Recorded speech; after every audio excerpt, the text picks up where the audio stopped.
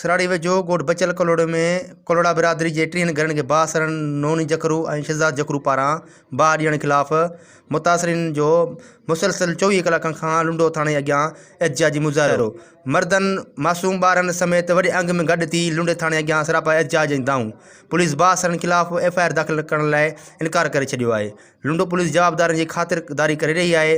Police बासरनि सां bit बणियल आहे। धरणे में मौजूद मुतासिरीन सिंध TV न्यूज़ सां ॻाल्हाईंदे चयो त तो जखरो नूनी जखरो रज़ाक जखरो भी ही छोकरन के लोढ़े के बाह ॾेई पोइ बचण सां बाह ॾिनी अथसि जेको तव्हांखे करिणो आहे कयो।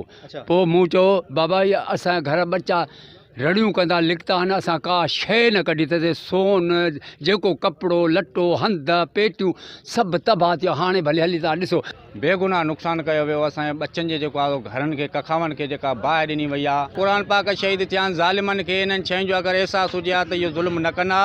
असां ग़रीबनि सां को बि हिन वक़्त ताईं को लड़ी न आयो आहे। हिननि DIG शहीद बेंद्राबाद IG सिंध खां मुतालबो कयो आहे त जवाबदारनि ख़िलाफ़ बासरनि ख़िलाफ़ कार्रवाई कई वञे, इंसाफ़ फराहम कयो वञे। कैमरामैन शिराज ज़रदारी सां गॾु रियाज़ ज़रदारी, सिंध TV न्यूज़ सराड़ी।